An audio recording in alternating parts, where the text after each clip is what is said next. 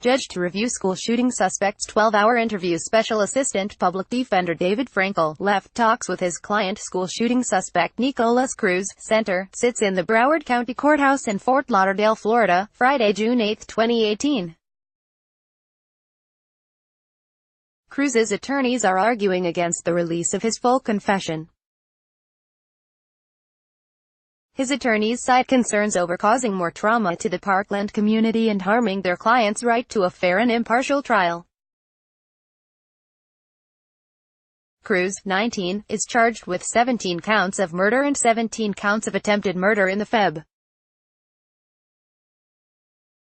14, 2018, school shooting at Marjory Stoneman Douglas High School in Parkland, Florida. Tammy Alvarez, South Florida Sun-Sentinel via AP, Pool, Fort Lauderdale, Florida. AP, a judge will review a 12-hour video interrogation of Florida school shooting suspect Nikolas Cruz people before deciding which parts should be publicly released. Conducted shortly after the Valentine's Day massacre, it includes a confession to the shooting that killed 17 at Marjory Stoneman Douglas High School, prosecutors told Broward Circuit Judge Elizabeth Shearer at a hearing Friday. Cruz's lawyers say those portions should not be released and other segments might inflame a community already traumatized by the crime and jeopardize Cruz's right to a fair trial. Defense attorneys also expressed concern that other parts of the statement get into Cruz's mental state at the time of the shooting, which might become an issue if an insanity defense is pursued at trial, and jurors have already seen it.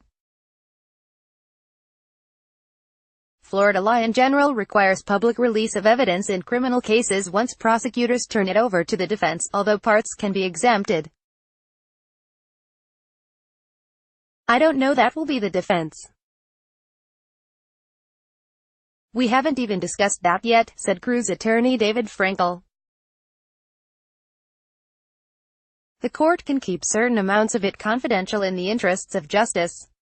Attorneys for the Associated Press and other media organizations agreed that some portions could be blocked from release, but argued that as much as possible should be made public.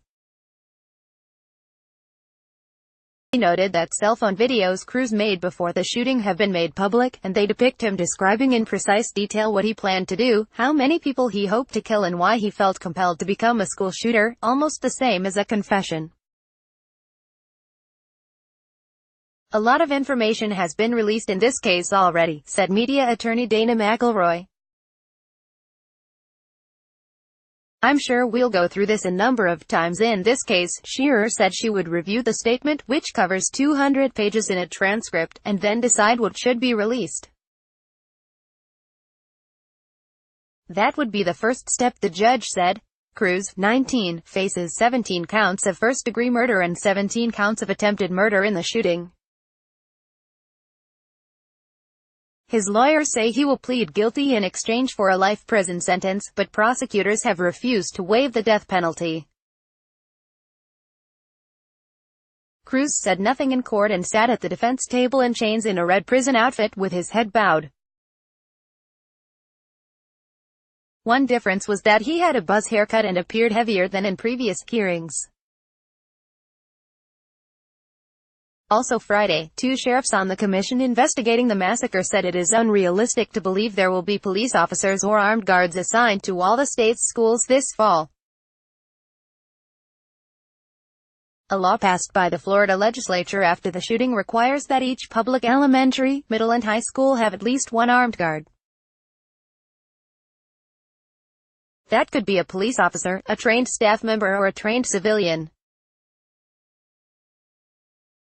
Polk County Sheriff Grady Judd told the Marjory Stoneman Douglas Safety Commission that he doesn't have enough qualified applicants to hire the 100 additional deputies he would need.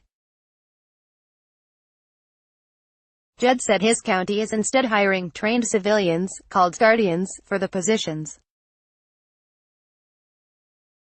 Most Florida districts chose not to do that. "The Guardian program is, for me, light from heaven, to meet the August deadline," Judd said.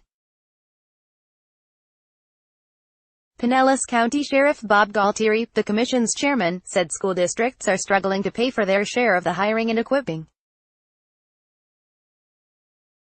The State Department of Education said there will be some leniency in enforcement as districts work toward filling all the positions. Broward Sheriff's MUJ. Nicole Anderson told the panel that her office believes it would be better if the county school district formed its own police department. The neighboring counties of Miami-Dade and Palm Beach have school district police departments, and Anderson said that system works well. She said the advantage is that having a unified school police department would create a uniform policy and funding. She said the sheriff's office and several city police departments currently provide school officers, and each agency has different procedures. They also have a mixture of funding sources. Broward Deputy Scott Peterson was assigned to Stoneman Douglas when the massacre happened. He retired after being criticized for not rushing into the building where the shootings happened. He has insisted that he did not know the shooting was coming from inside the building and that he could not have stopped the suspect. Spencer reported from Sunrise, Florida. Copyright 2018 The Associated Press. All rights reserved. This material may not be published, broadcast, written or redistributed.